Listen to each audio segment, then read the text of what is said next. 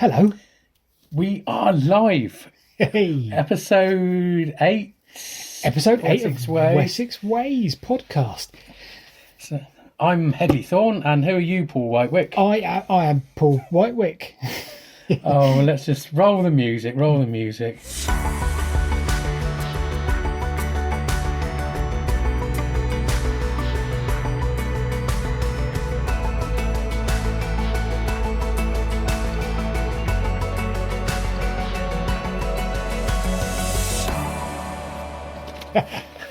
What a way to start. Right, introductions. Who are you, Headley? Okay, so I am, for those of you who have joined us recently on Spotify, Apple Thingy, Google Thingy, and YouTube, I am Headley Thorne. I am an aerial historic landscape photographer. I use drones to take pictures. I'm also the IT operations manager for an airport that most people know of called Heathrow. Who are you, Paul? I am Paul Whitewick. I make films about the landscape and put them on YouTube and hope that people watch them. That's about it, really. And I'm a big fan. You know We're that. sickeningly mutual fans of each other's work. We are. It's nice to share this wonderful amphitheatre once again with you, Paul. Absolutely. I'm into the Romans at the moment. My head is. So the amphitheatre really is working for me. So that's good news. It's funny how you can be into things like that for a time, and then it's like I'm into the Saxons at the moment because my kids and I, for the second, third, fourth time, are watching The Last Kingdom. Oh, I need to watch that again because that is the joyous thing. You do. A little bit bloodthirsty, but it's. I prefer that to Game of Thrones. Do you really? To be honest with you, yeah. It's just something wrong about witnessing a battle and then from nowhere a dragon comes out of the sky, and agreed. I don't buy all that. You know what I said? Come maybe season 2. I was chatting to someone who was a massive fan, read the books, everything, and I said, look, this is, I don't know, season 2 or 3. I said that if it starts getting magical and mythical, I'm out. But I said that, and I carried on watching through till season 8 or whatever, and enjoyed every second of it, despite the dragon flying through the air, or whatever. Yeah, but I'm not going to spoil it for anyone.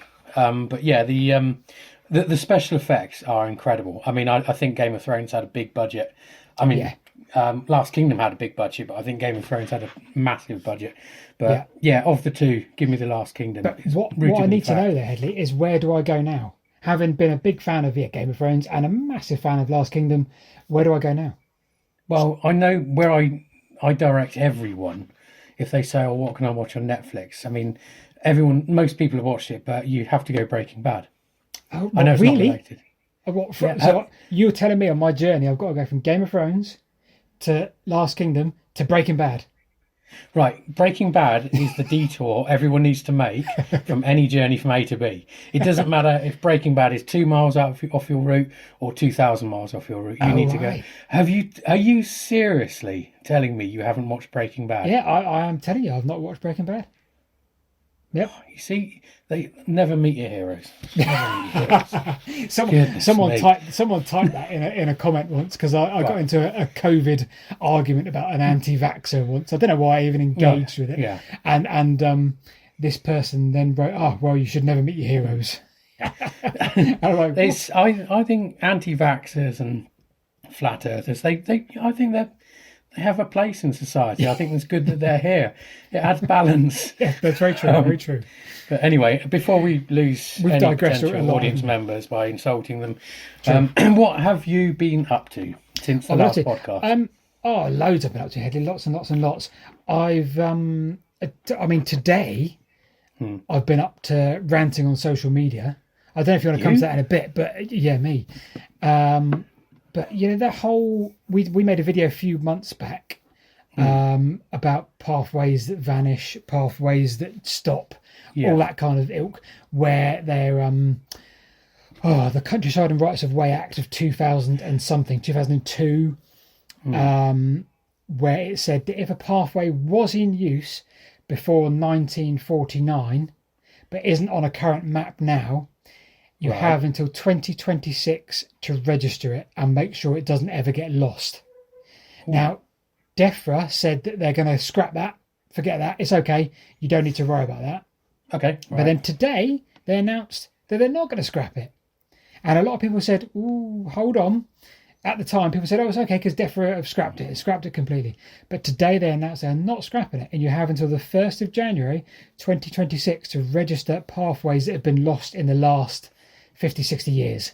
So that was my social media rant today. That sounds like a project to me then. Yeah, I know. Absolutely. Yeah. So we did another video a week back on the vanishing pathways with the same sort of theme of pathways that stop. But invariably, you can't actually get along them because somewhere along the line somebody's blocked them off. And I sort of had a gamble and said, I bet you 75% of the time, if you find a pathway that just stops in the middle of nowhere because of a boundary issue or whatever, you won't be able to travel along it. And it turned out to be, I think it was 80% or something. But but other than that, I've been, where have I been? I made a video near Tring on some old abandoned railways. Canal, the Wendover Arm. What else? So all that's to come. But I'll talk today a little bit more in depth about the Coombe Hay video we did a couple of weeks back because that's what I want to sort of talk about a bit more. But that's been my last few days, my last week, shall we say? What about yourself, Hedley? What have you been up to in the last? You've been up to a lot, Hedley. I've seen your social media. I don't know where to start. Well, I mean, I'll tell you all because actually, before I go on to what I've been up to, you were talking about a social media rant. We had something similar here, actually. Oh, so is this on our YouTube channel? It ended up. So what happened was we made a video. I won't say which video. And I put a link to the video in. Okay, before we go there, actually, let's say we have a lot of commenters down below. I mean, this is obviously not on the level of your channel, but this is we've got a small but nice audience. I think is probably the best way of putting it for this one. And we've had some lovely comments from people which have they're the core audience there who this chat is aimed at. Might nice to get some of them on maybe. And we have what I call constructive criticism or amendment comments, which are really, really good. So we're not subject matter experts in what we talk about. We tend to pluck something out of the air and then talk about it. That's what we do. 100%. So we are prone to mistakes, and I'm maybe not the most intelligent being on the planet. So, and when people correct us and say, oh, actually, you said this, but you should know it's this. I'm like, right, yeah, of course. Yeah, sorry. And that's good because then, it helps us going forward. So please do that down below. Feel free to correct me and Paul on anything we say. But there's always one, right? Oh yeah. So yeah. There's always one that just gets a little under your skin, isn't there's there? always one that maybe wasn't cuddled enough as a child, shall we say, and is not a fan of the podcast, I hasten to add. So they're not, listen to this, for example. So I feel quite safe. This is above them.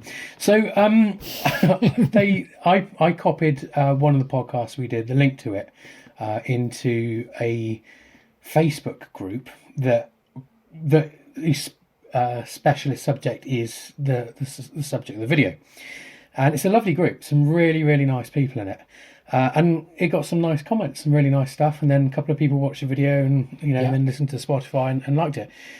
But there's this one guy who did a big long rant, and it was about a couple of things that I said during the podcast. One of which I will hold my hands up and say he was right. He's better placed to know than I am. The others, I'm not so sure, but I was reading through it and it felt quite constructive and everything. But then, as he was typing, clearly he was getting a bit angrier, and he got a bit more abusive and everything. And so, I got the post hidden from him. He probably thinks I took it down. So then he turned his attention to other ways of getting to me, shall we say, right. And actually left, as you saw, a nasty comment down below here on this channel. Yeah. So he was criticising our content, to me quite a lot. I mean, I'm not going to sink to his level, but I did look at his content and I could easily criticise this, and I'm not going to because it relates to his profession. But yeah, I just think, where do these people come from? You know, I like criticism, like the next man, so that we can do stuff. But when that turns offensive and they start, attacking you in some self-indulgent rant, it's kind of, it's just a bit of a shame, really, because I'd expect that on a different sort of, if we had controversial stuff on here, or we were trying to be controversial or trying to be mean or something like that, a lot of people are, then okay, but anyway. I think you're right. I think from our perspective, if there's a comment on ours which is potentially negative, 9 times out of 10 it's not. 9 times out of 10 it's somebody trying to convey what they know about the thing you're doing, and all of a sudden in my head you kind of sometimes think, I wish I'd known that when I was making the video, because I could have. That's a whole new subject, a whole new thing to do. And 9 times out of 10 is good intention, but there's always one. It's jealousy, Hedley. In my head. I know. And I wish if you have a criticism about us personally, well, send us a private message. Don't fly something out in public. You're only making yourself look stupid. Anyway, that aside, that was 3 minutes worth of ranting. That's way too much. So I've done some fantastic stuff for me, for my for my enjoyment this last couple of weeks. So which one shall I start with? I did I did the drone footage for a David Attenborough film. That looks amazing. Sir David Attenborough. Wow is all I can say. I had this message from a friend of mine who produces films for YouTube. Funny bunch of people, if you ask me, the people that do that, but and he was doing a piece on the Thames as it passes Richmond and that kind of area of London. And he said, look, we're doing this film called Arcadia Rewilded, and it's about the rewilding of the banks of the Thames there, because I don't know if you know Richmond, but it's a beautiful area, really, really nice. Very green, very leafy, very open and spacious, and yet you're within sight of the centre of London. And the problem is the river there floods a lot. You've got both the downwater flood from the river itself, but you're also to the east of Teddington Lock, so you've got the tidal floods as well. And the Thames barrier is not holding it back like it used to. It protects the centre of London fine, but then the river, breaks its banks at Richmond. And the problem is at Richmond, they've got everything's kind of neat, cultivated cricket pitches and stuff like that, and so they have to redo it every time. So instead, it's kind of the Thames signalling that it wants its floodplain back. I think it's the way they put it. And it was fascinating, absolutely fascinating. So they're rewilding all of that area. And yet keeping sort of paths for joggers, walkers, and everything there. So it's just a wonderful area. And I'd planned the shot, and it came off after 8 attempts that it's a rising shot from the Thames. So you've got the drone above the Thames. You've got there's a military building. I forgot what it is on the hill. Someone in the comments will correct me, but I'll have a look afterwards on the map. And the drone is zoomed in on the river and that building, and then the drone rises up, and it reveals all of the London skyscrapers behind it. So you go from a quiet river scene with grassy banks and trees to then seeing the whole of central London behind. And I planned the shot. I didn't know if it was going to work, and it did, and I was really pleased. And it's just strange hearing Sir David Attenborough narrating over the drone shots that I did. It's really, really strange. So what was it, when you said it was obviously a David Attenborough thing, what was it for? What was it going out with? Actually, I'm going to quickly look it up. How can we direct our listeners to it? Yeah, well, I mean, we can put a link in the thing, but it's for that's right. It's the Thames Landscape Strategy, and wow. I mean, it's a really worthwhile project in a beautiful area, and I didn't get to meet Sir David, unfortunately, but my friend who introduced me to the project did, and apparently he's as lovely as he Yeah. as lovely as he comes across on telly, and he's obviously deeply concerned about anything environmental. Yeah. And I felt honoured. It's only a 13-14 minute film on YouTube, but if you go on YouTube, look up Arcadia Rewilded at the end of this, obviously. Yeah. I'm on there. The other thing I did was a talk at Oxford University. So Oxford University held a day school on the Ridgeway. Yeah. And so it's called Ridgeway and Ancient Tracks, which is the name of the group that I administer on Facebook. Yes. And they had proper people there. So they had professors doing, talks about hair paths and stuff like that, and, maybe how the Ridgeway had changed its path and all that. And they had Sarah Wright, the Ridgeway officer, and they had myself. Now, I'm non-academic, I'm a mere civilian. So they had me along talking about aerial photography of the Ridgeway, and, sort of with my pictures in the background and everything. Yeah. So, wow, what a day. I learned a lot, and it's just so many nice people there, and some good feedback as well. I think everyone else was sort of talking from the heart, whereas with me, I'd scripted everything because I'm not very clever like that. So I was standing there with the script, and I think I missed a paragraph or two out because it seemed to be over quite quickly. But never mind. Yeah, it all adds up for a bit of experience, doesn't it? Yeah. Today I've done a few walks. So I did Whitehorse Hill, the Ridgeway along there. I did Lowbury Hill today, and I did Whitnam Clumps a couple of times. But today on Lowbury Hill, saw some mammatus clouds. So they're cumulonimbus clouds, but have got how can I say this? I contacted my friend from the Met Office at the time because I didn't quite know what was going on in the sky. Yeah. I don't know if she listens to this. She's called Letitia. I work with her in the EP8, and she said, "Oh, they're mammatus clouds. They're like cumulonimbus clouds, and they seem to have boobies hanging off the bottom of them." And so I call them booby clouds now, and that's the Met Office. And that's it, really. I saw your picture. You said you took a video, didn't you? Mm. It was a video. I saw. Yeah. Yes. I took video and pictures. Yeah. I actually got the drone up today. In the end, climbing up Lowbury Hill, could see this cloud coming, and it looked evil. I mean, it was kind of like, if you imagine I'll tell you what it looked like. Have you ever seen the ceiling of the Royal Albert Hall with the mushroom things hanging down, the sound baffles? Yeah. It looked like that. Yeah. It looked really, really intimidating, and sure enough, it was. After I took the pictures and the video of it, it opened its bowels, and there we go. I was in a hailstorm on the top of Lowbury Hill with nowhere to hide, literally. But yeah, and then when that cleared away, it was all clear, and I sent the drone up, and you had... you could see for miles, the rain just cleared the haze away completely, and you had this beautiful view all the way sort of 8 miles across to the Chilterns. So absolutely wonderful. But I find that the benefits of walking in bad weather is that you generally have the place to yourself wherever you are.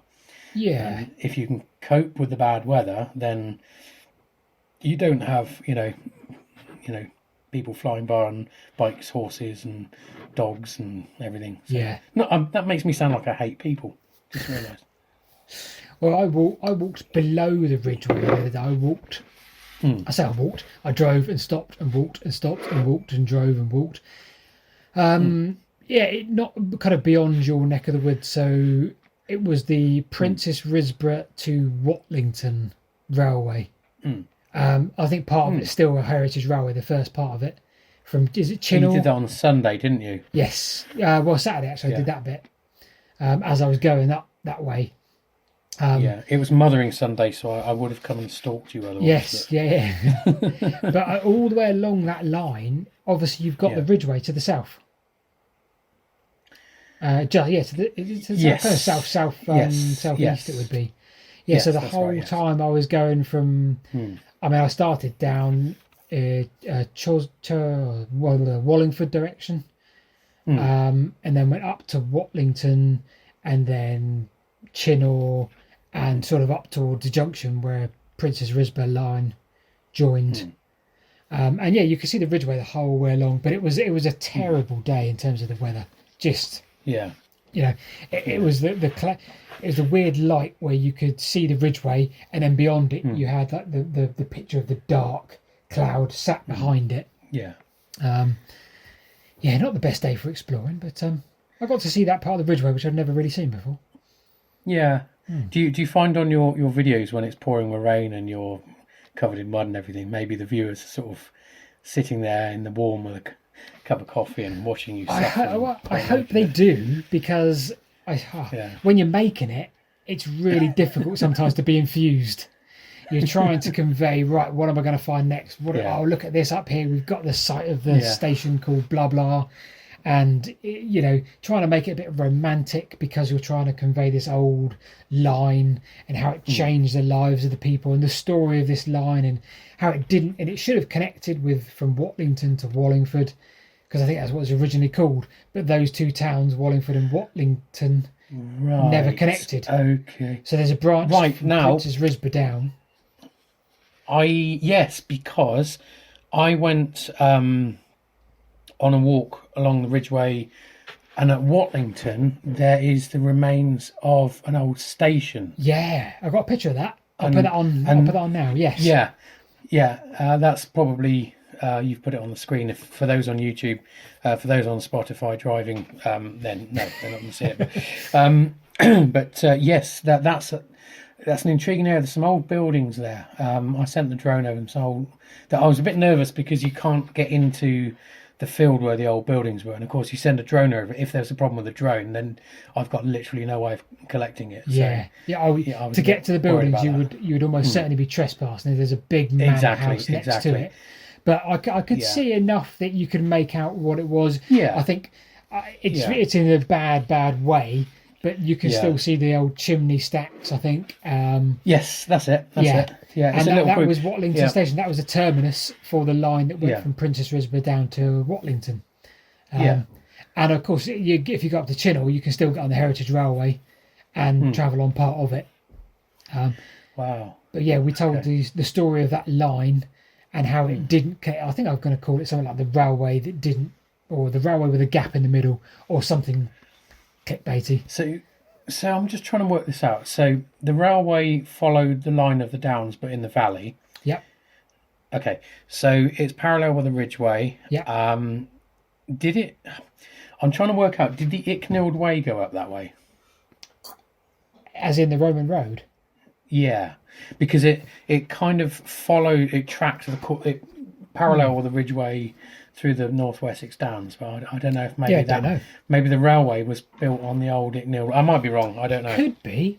Yeah, you're right. You're absolutely right. Yes. Of course you are, because the almost from Wendover all the way down to Wallingford is the Icknield Way. Yeah. Yes, you're right. Yeah. 100%. Okay. I don't think there's a lot to see because I think it is a road, albeit a B road, but you can still travel along it in sort of sections. But it's a clear diagonal line. Yes. Yeah. Absolutely. Yeah. Cool. But yeah, I'd imagine there's not a lot to see. To be fair. Yeah. Okay. Well, should we get to our main subjects, do you think? We can get to our main subjects. I'm looking forward to your subject, Headley. Again, this is. You don't know what my subject is. I know, that's the whole point. That's the beauty of it. I think last podcast we were worried because we were thinking, oh my goodness me, this is a car crash waiting to happen. And it's but I think I really enjoyed it. I enjoyed the I know. I'm glad you enjoyed it. Well, I did. I don't know if the listeners did, but well, do you know what? Who cares? Right, listen. I know. The thing is, I enjoyed the search more than you thought, and I also really enjoyed kind of relaxing and just listening to the story of Lundy. So yes, and because I'd never even considered, if you'd have said to me where's Lundy, I'd have gone, oh god, off the coast of Wales, South Wales. So I still don't know whether it belonged to Wessex or not. I think we might have been stretching that a little bit. I think a few things on this channel won't belong to Wessex. It's off the coast of Wessex. Fine. But yeah, I mean, it's. I've been looking at pictures of it since, and a member of the Lundy group on Facebook, and some of the pictures people put in there are just gorgeous, Yeah. So, yeah. Now, I was going to talk about only briefly, but I was going to talk about the video we did called, what was it called? It was called Canal's Most Terrifying Invention. Have you had a chance to see it? Have you seen it? Yes, and I'm claustrophobic. Yeah, me too. Wow, craziness. I've known about this, excuse me, for a long time. The Somersetshire Coal Canal. We explored the Somersetshire Coal Canal probably 2 years ago, maybe even more. And we had a joyous day. But when we were making videos back then, we would do the whole of something in one day. So we went from the Porton Basin right up to the Bath, where it met the Kennet and Avon, and we did that in the whole of one day. So we'd make notes and we'd go, right, there's a decent bridge there's an aqueduct, there's a tunnel, and we try and do all of that in one day. And that included the site of the 20-30 locks that were going to be built at Coombe Hay. And so we raced around it. We raced from thing to thing to thing to thing, put together a video, really enjoyed it, came out well. And I said to Rebecca, right, let's go back to Coombe Hay. We'll park the car in one spot and we'll walk the Coombe Hay locks. And I did loads of research. I looked at things like all the old newspapers. And in the newspapers, when you look and you can actually find something, it's just fascinating. And as I mentioned in the video, you go back to the late 1700s and it said, what did it say? How did it describe it? Stonemasons and people that can move earth and all that. We would like you to come and build something for us. And all these really poetic words they would use far more eloquently than I can. And they wanted them to build what was called a caisson or a caisson. I pronounced it about 8 different ways. Got loads of abuse in the video, but hey, I'm used to it. Water off duck's back. But they wanted to build 3 caissons. And essentially they are cisterns. So they would build this hole in the ground, fill it with water, literally up to the top, well, nearly at the top with water, but it would have a door in it. It would have a door at the top in one side and a door on the other end. And again, I'll put the picture up of this online on the YouTube channel so people can see what we're looking at. And essentially, you would go inside this cistern in a tube. The tube would then have this doors closed either end, and the tube is weighted in such a way that it would slowly sink down. So imagine now you're in a barge, you're floating on water in an encased tube. In that tube, it's surrounded by water. You're now lowered about 30 or 40 feet until you get to the bottom. You're still pressurized at this point underwater, and then the other end, in theory, someone would be there. They'd open the doors and you would just float out. And they built 2 of these at the site of Coombe Hay.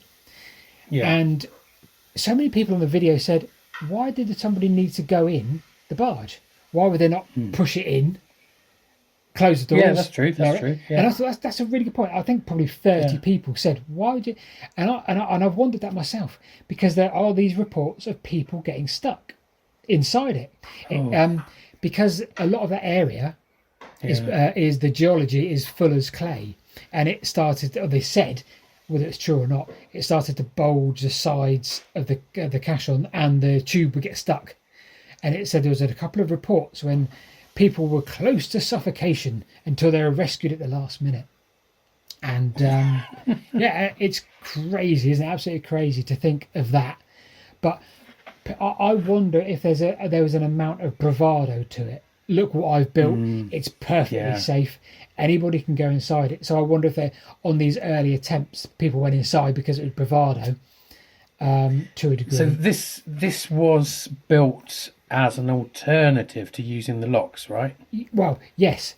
It was in the West Country. There's a guy called James Green who came later, about 20 years later, and everything then was about saving money, and water was money. Everything was about conserving as little water as you could to get your barge or your vessel up and down.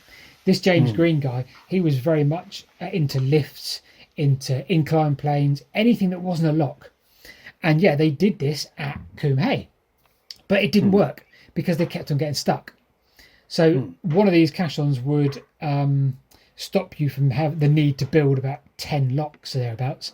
So they said, it's not working, it's getting stuck. And then you look again in the newspapers, and then there's reports of stonemasons and people that could move earth. We would like to build 30 locks. So you realise within 5 years, I think 1805, they scrapped the idea completely. They built a temporary incline plane, which went up at Caisson House right the way down to the bottom, whilst they were building these locks, because these locks obviously took 3 or 4 years to build, I would imagine.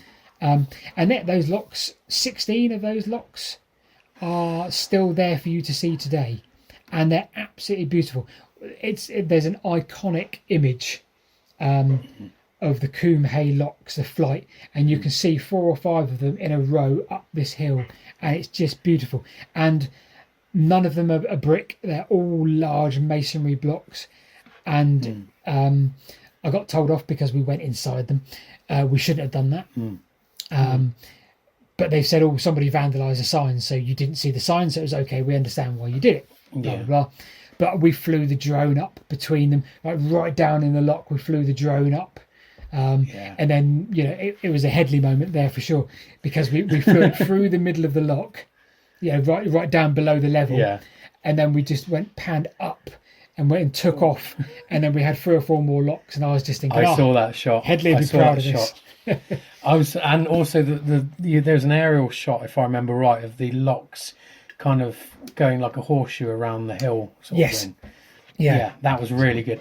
I mean, that's crazy that they. I mean, it's quite desperate, really, having to sort of build a canal, effectively building a river over a hill. I mean, that's.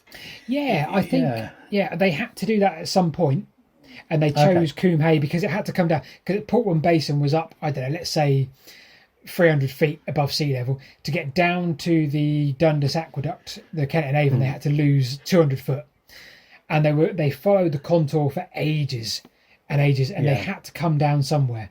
Why they chose that area, I don't know. Perhaps it just fitted with the water, water levels. But that was where they chose to come down, and it required 30 locks to get down to that level. Which requires a lot of water because there's going to be leakage and stuff, isn't there? Yeah. Well, there's leakage. There's the fact that you're using 30 locks. I can't. We did a video once, and it told us how many gallons you use each time you go down with one vessel. But if you've got a cistern or an incline plane, then in theory you're not losing any water at all.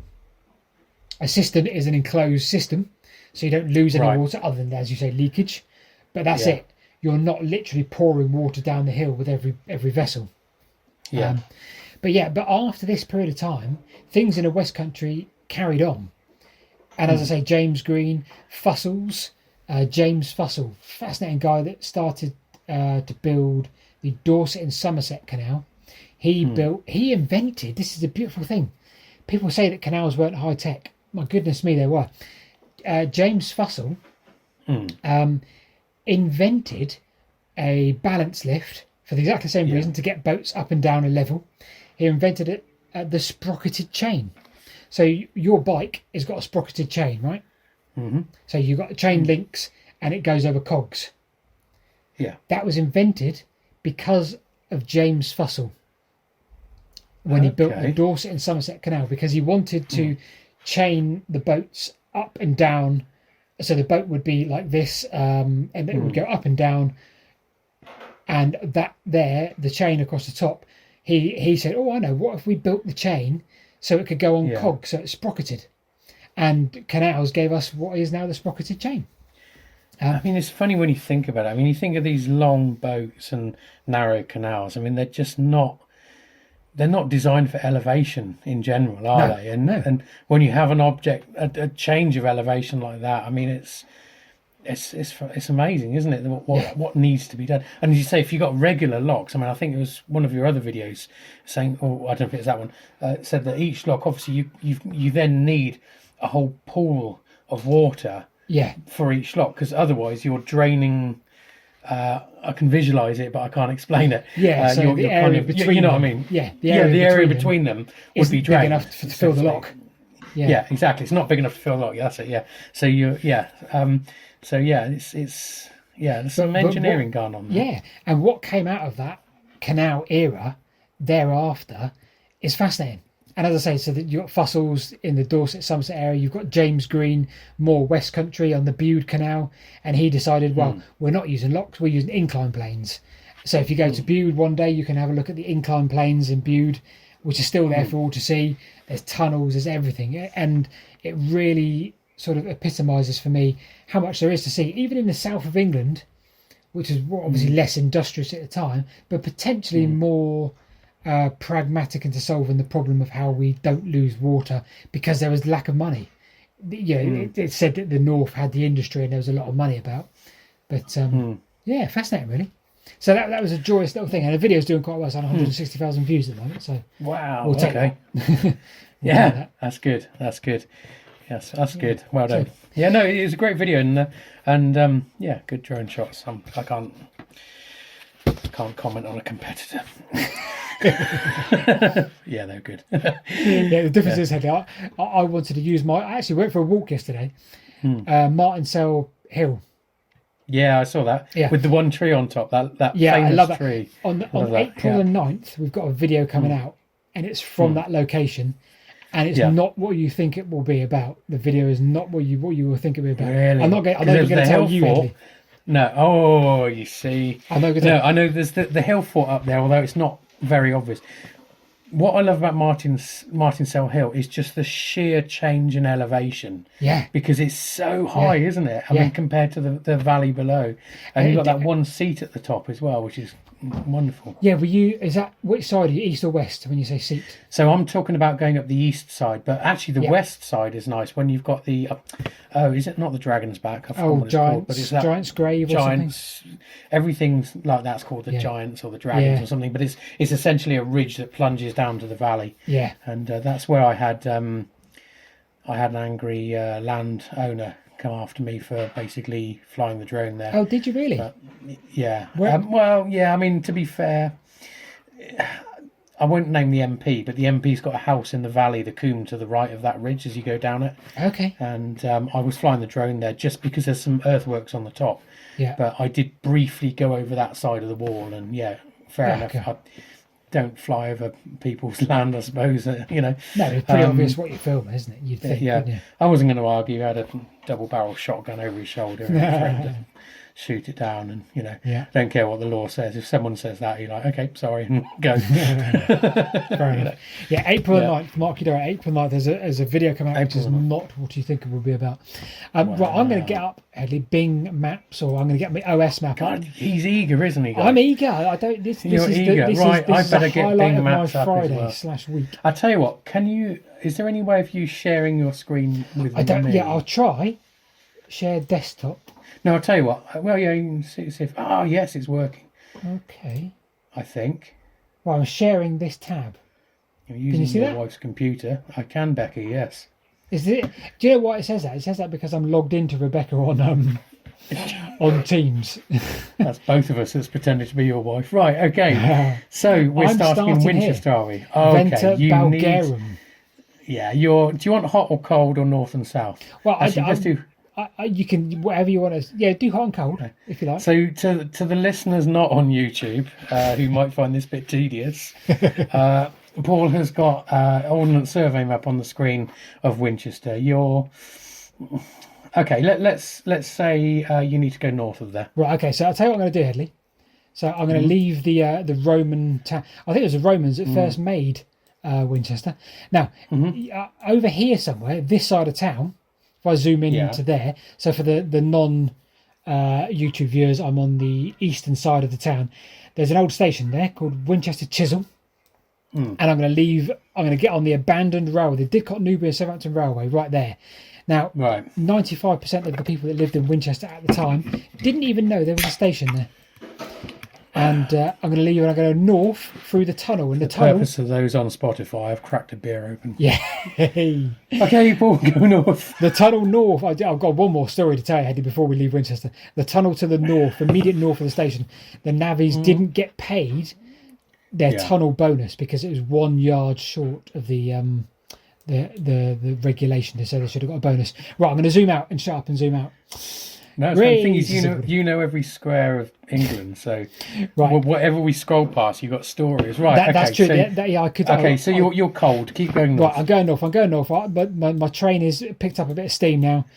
It has picked up steam. Oh, Scott, you're getting slightly warmer. Okay, well, you're still not there yet, though. You're still there. So you're over Sutton, Scotney. Yep, there's That's a the Lidington A34 then. Lidington Cross. There's got quite a big cutting here as we go round past Long Parish. Yeah. We're only about 4 kilometres from the Spratt and Winkle branch line, just there, if you can see.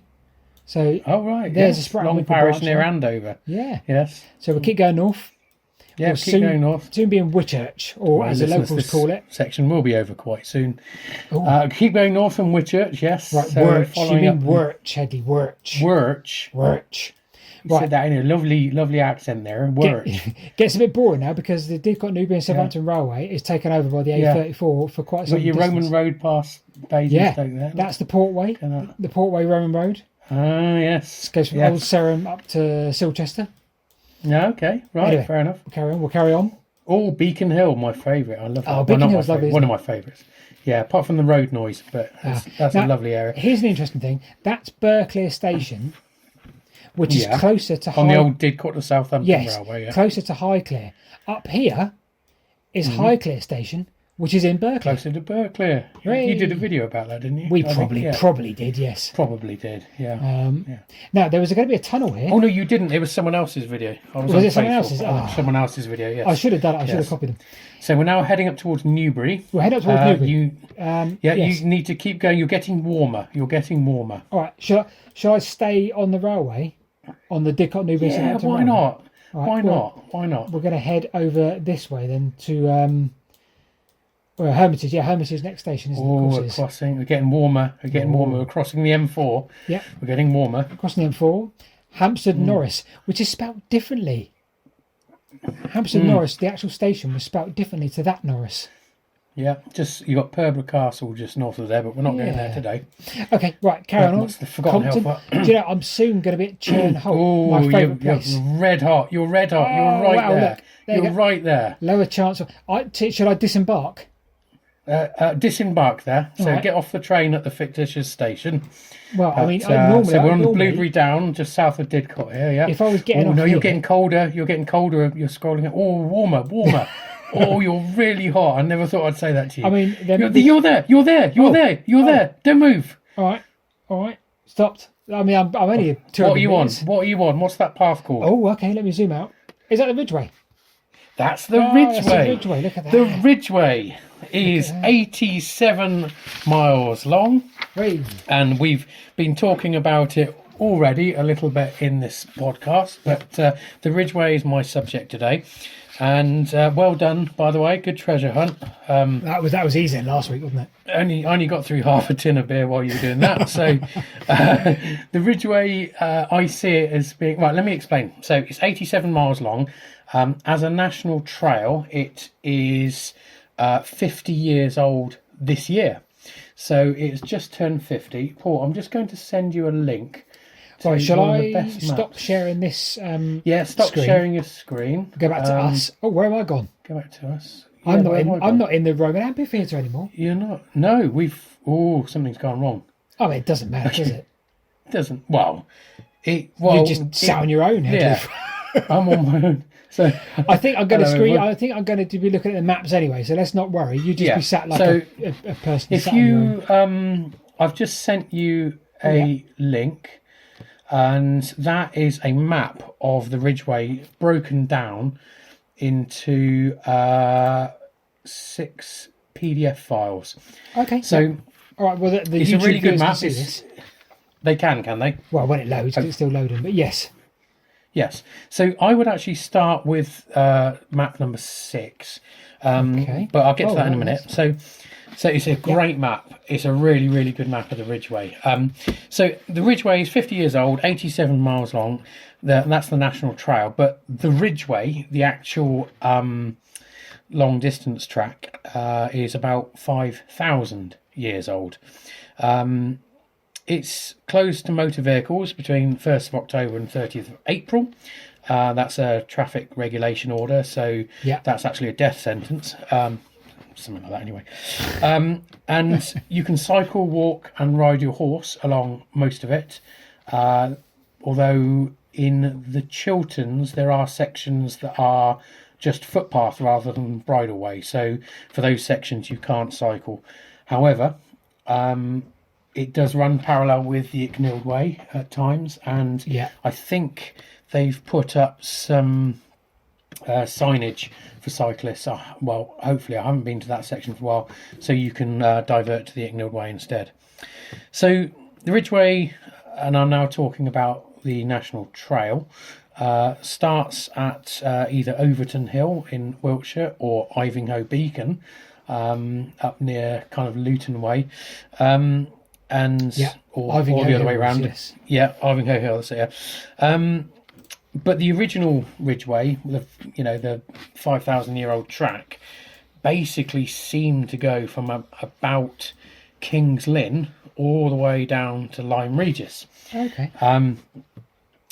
So it's So we get on to the minute. So let's actually have a look at the map now. So we'll start at map number 6. I'm assuming people on YouTube can see this. Yes, they can. Yes. But we again need to cater for audiences not on YouTube as well. So we start up basically at Ivinghoe Beacon, or Beacon Hill as it's called. That's a lovely place. It's kind of it's a very nice place for the trail to start. You're on this hill that has got views in every single direction all the way around. And the Chiltern section tends to be quite the Ridgeway is not very straight. It's quite narrow in places, and it goes through a lot of woodland. So it's very different to the North Wessex Downs half of the Ridgeway. So I kind of think of the Ridgeway as being in two halves. You've got the Chiltern section and you've got the North Wessex Downs section.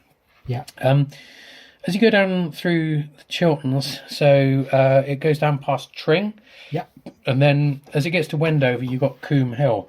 Now, Coombe Hill is the highest point on the Ridgeway as it goes through the Chilterns. And there's a lovely monument on top. I was told the other day what that was for, and I can't remember. And then it travels down. So I don't know if you're. I think I'm on page 5 now. Yeah, so we're over to page 5 now. Yeah. So it goes down past, as I say, Wendover. Hang on, I've lost my notes here. Hang on a minute. Wendover Hill, Whiteleaf Hill. So somewhere on there is Whiteleaf Hill. I can't see it. It's near Prince's Risborough. Okay. Yeah, it's kind of it's there anyway. But Whiteleaf Hill is a cyclist favourite, and it's very, very steep to cycle up. Very steep.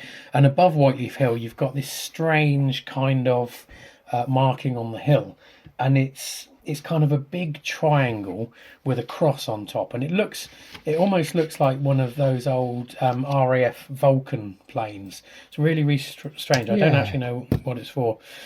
I found it on Bing Maps. Yeah. Okay. Yeah, that might be better actually.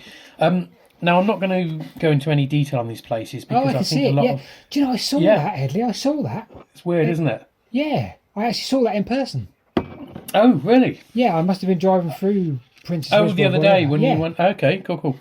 I'm not going to go into any detail on any of these places because they're probably going to form future podcasts. But I'm just sort of giving an idea what the Ridgeway's like as we go along. So what is that, Eddie? What is that? Sorry. So it's cross-shaped chalk hill carving with a triangular base on Whiteleaf Hill. It sits above the road to the east of the hamlet. The date and origin of the cross are unknown. It was mentioned as an antiquity by Francis Wise in 1742, but no earlier reference has been found.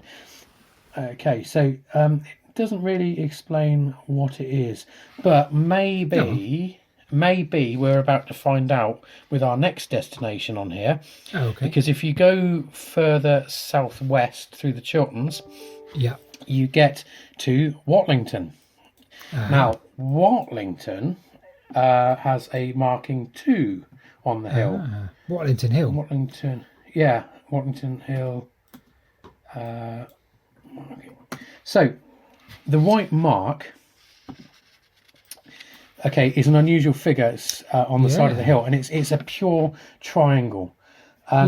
Now, what it was actually used for was, some people say it was an estate marker, but there's a story that the Lord of the Manor, I've forgotten who it is, but the Lord of the Manor, the other side of Watlington, wanted his view of the church.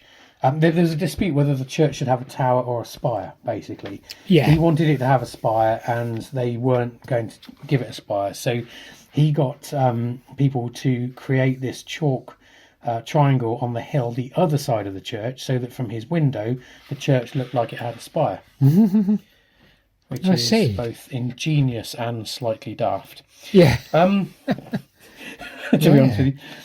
So we leave Watlington and we go further south, down towards Goring. So the Ridgeway, again, we're sort of coming into my area here. So I class my area as sort of Goring and anything to the west of Goring. Goring and Streatley, it's where George Michael lived, and a lovely house by the Thames, by the way. Okay. The Ridgeway is kind of becomes a road and crosses the Thames there. Yeah, is that actually in Goring? Yeah. Yeah, it is. It is absolutely beautiful. I see. Yeah, I can see where. Yeah. Got some nice. There's a really nice cafe there called Pierpont Cafe. Right. It's nice, but it's actually becoming quite popular. But they do really good food and very good coffee. Life's too short for bad coffee, so it's worth stopping there. Yeah. Then the Ridgeway climbs up a wonderful section called Streatley Warren, down to the we're now sort of heading west. So it climbs up Streatley Warren. So we're now on slide number 3 for your reference. And you can see it there. It climbs up the side of the valley. Very spectacular.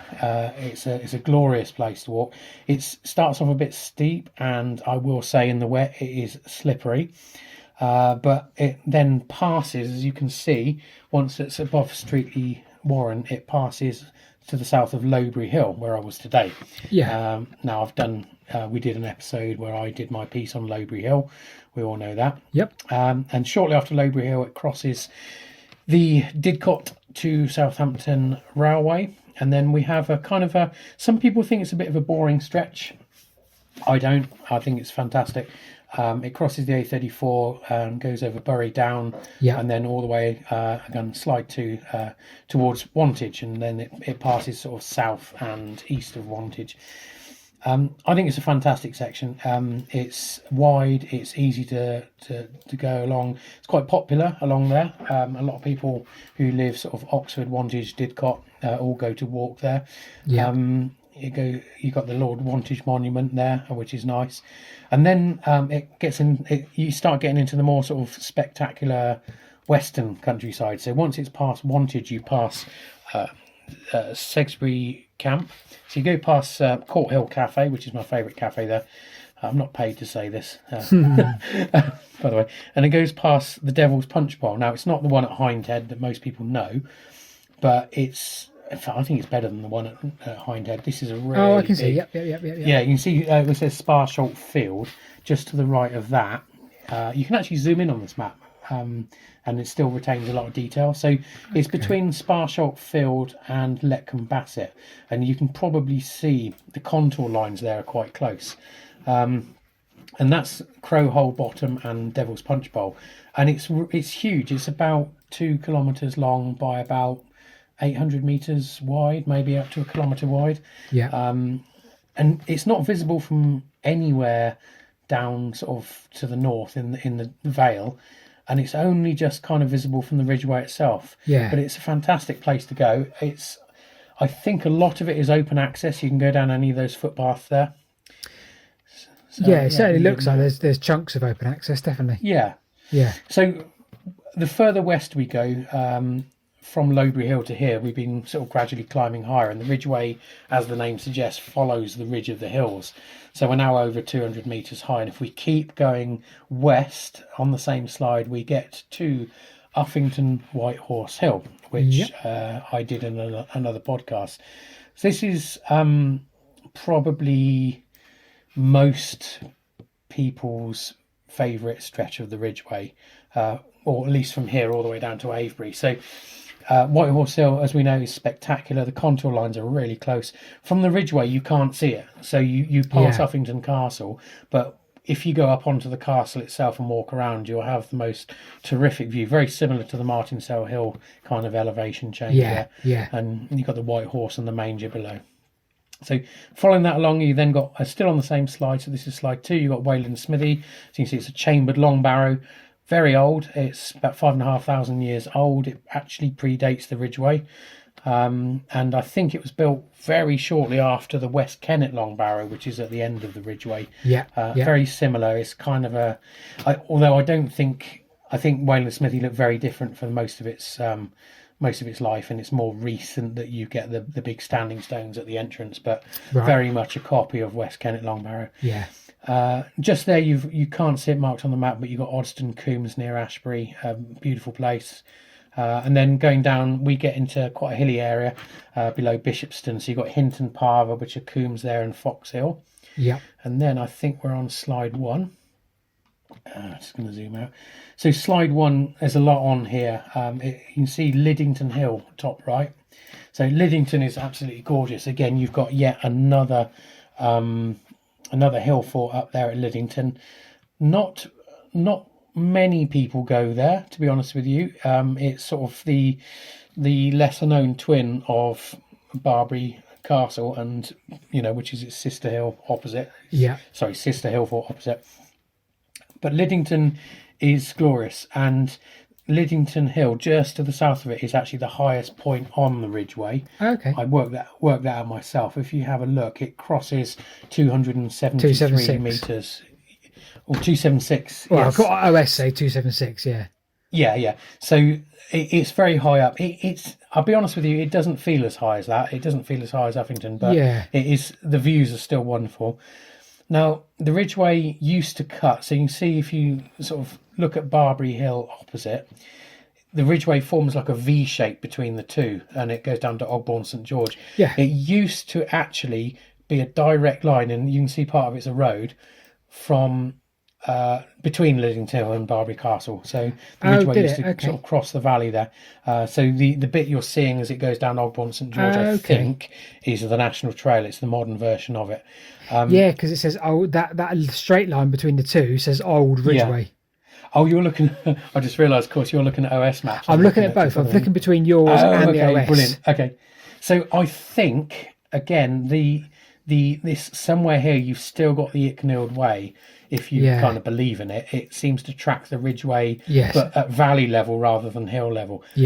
So you've got between Ogbourne St George and Barbary Hill, you've got this. It climbs up Smeath Ridge. And again, just wonderful. You've got a drop to the south and a kind of a drop to the north, and it does make you feel like you're up in the hills there. So that's at 268 meters high. And then you go past the sort of the hollow metal Ridgeway sign at Barbary Hill, and you get to Barbary Castle. You can probably see the circle there. This is, as I say, this is very much like Lidington Castle, but I think Barbary's bigger. It's a very big hill fort. From the air, it looks spectacular. It's very popular because they've got a very big car park there, and it's relatively easy to get to. So if you don't like people, it's not the place to go. That said, the views are fantastic. You can see Martinsell Hill from there to the south. You can see all the Wiltshire hills. Makes so the Ridgeway then drops down from Barbary, climbs up the other side, and goes along. Now, those little circles you can see there are the Wiltshire Ridgeway clumps that I was on about before. So each one is a clump of beech trees, and you can see where it gets to Hackpen Hill, and the road. There's a kink in the road. This is another famous area. So this here, you've got the Hackpen Hill White Horse, and the road famously curves up around where the horse is. You get a lot of crop circles here as well, and in the summer. But it's a lovely place, and I'm actually exhibiting a picture of Hackpen Hill White Horse at the Wiltshire Museum from July with the Wessex Airscapes exhibition, and it's great because you can actually walk down to the horse. And it's a nice place to have lunch, and there's lots of very friendly horses there. real horses. Yeah. So you got a white horse and some real horses. But yeah, the whole area there just got this kind of feeling about it. I can't describe it. Yeah. And there's a car park there as well. So again, you do get a few people. So moving down the Ridgeway, you go over Monkton Down. Yeah. Can get a bit muddy and rutted there at times. But then as you go down below Monkton Down, you can start to see Avery coming into sight. Yes. Avery, everybody loves Avery, and you've got the Here Path which crosses the Ridgeway to the east of Avery. The Wessex Ridgeway, it says. The Wessex Ridgeway. And it's a bit of a bugger to cycle up, I'll be honest with you. And then the Ridgeway sort of just gradually then descends down to West Kennet and the Sanctuary by the main road there. Yeah. That whole area is great. So you've got Avery, you've got Silbury Hill, of course. Yeah. You've got the West Kennet Long Barrow, the East Kennet Long Barrow, which you can't get to because it's on private land, unless you have some sort of camera that can fly or something. Yeah. But yeah, that whole area is, maybe a little bit touristy, but yeah, so it's just kind of the better known part of the Ridgeway, should we say?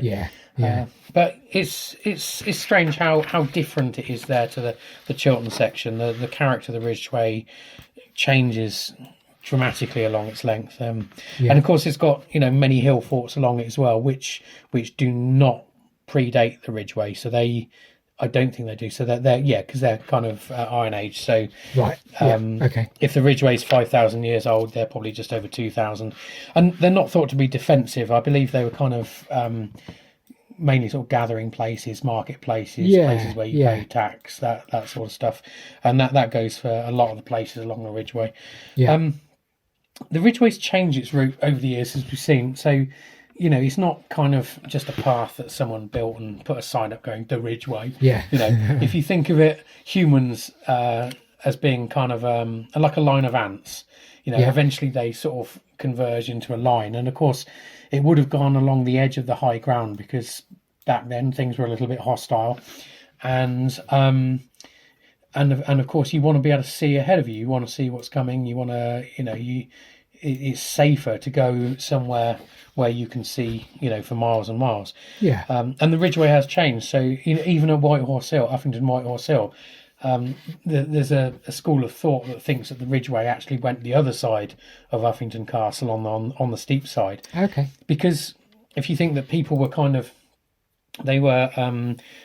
they used it for trade, so droving sheep, taking stuff from one place to another, and so you're looking at not just being along the side of the hills, but also going along the line of least resistance as far as vertical climbing is concerned. Yeah. So at the Ridgeway Day School the other day, there was a fascinating talk, and the guy was saying how the Ridgeway at a certain time might have gone around that side of the castle, and he was using computer modelling and everything, because it would have been the least amount of steep gradient, if you see what I mean. Yes. So the Ridgeway is looked after nowadays by the Ridgeway officer, Sarah Wright, lovely lady. She did a talk as well at the day school. Yep. I've met her several times, and because it's now properly sort of managed, it's changed a lot over the years. So if you look at pictures of it 20 years ago, 25 years ago, it was just absolute mud bath with ruts. I mean, you couldn't, the vehicles didn't go along there because they couldn't, Right. But now, of course, most people can walk along most of it in quite a degree of comfort. And the Ridgeway itself, I mean, when it crosses fields, you can see it from the air. So the wild grasses and bushes and everything only extend, in some cases, a few metres to the side of the path.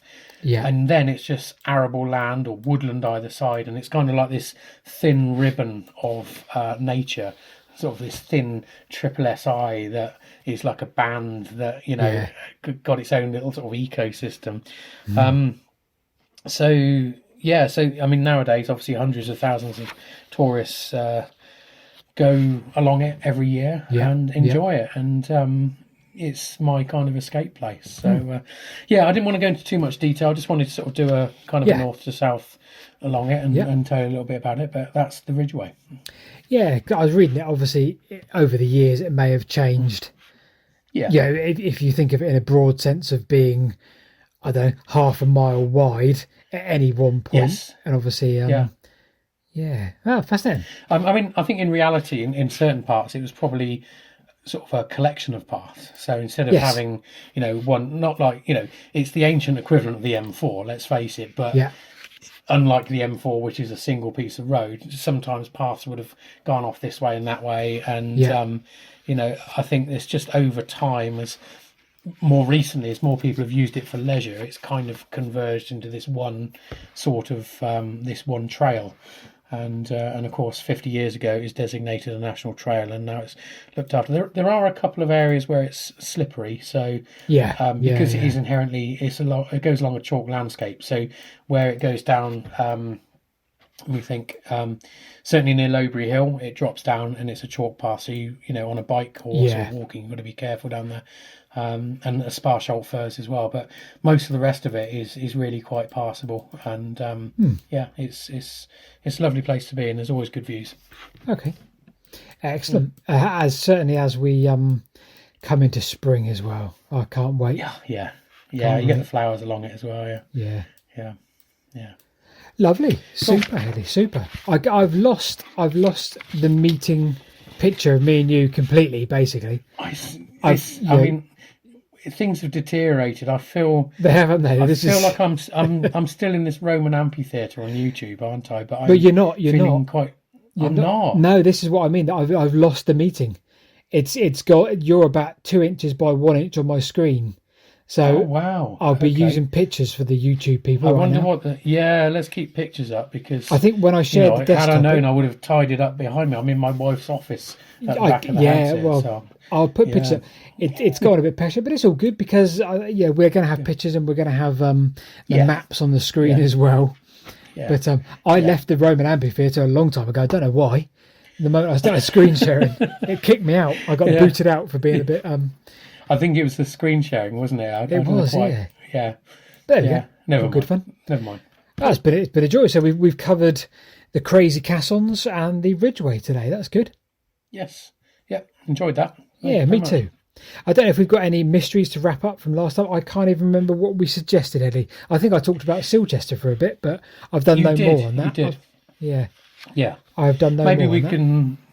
Maybe we'll look into that and make it, one of the main subjects. Yes. Yeah. That'd be good. Yeah. I am talking to somebody at. I want to say Reading University, because Reading University go there once a year and do a dig. I guess as part of their courses, and I'm talking to somebody about that, so it might be a long-term project, as I say, but there we go. Yep. A story for another day. Yes. Yeah. Brilliant. Well, let's maybe think about ending it there. I think it'd be nice to, if people have persisted to the end of this one, please give us a like, and feel free to comment as well. Also, I mean, I'm always keen to learn about the Ridgeway, and I'm acutely aware that my knowledge of it is not as good as it should be for the amount of time that I spend up there. So if anyone's got any fascinating stories about the Ridgeway, or what Paul talked about as well, which relates to his video, put comments down below. We do read the comments, and I try and reply to them. So yeah, if you've got any, I'm keen to hear from my side. I'm keen to hear anyone's interesting Ridgeway experiences, or also I want to visit more of the Ridgeway through the Chilterns, because as I say, my stretch is the North Wessex Downs. So if anyone can recommend a good place, a photographic place on the Ridgeway through the Chilterns, please say so in the doobly-doo below on YouTube, or if you're listening on Spotify, just send us a message on Twitter, because I need to get out that side. I want to explore more, and I'll be honest, I don't know where to start, so I need help on that. Sounds good. There's a perfect ending then, Headley. Excellent. Okay. Right, thanks for listening, everybody. Thanks for listening to Wessex Ways podcast number 8. We'll see you I don't know when they'll see us, Eddie, but they'll see us at some point soon. We'll see us. Yeah, we're a bit late on this one. Sorry, few issues. But yes, we will see you in episode 9. Yep. Take Thank you care. very much. Bye bye.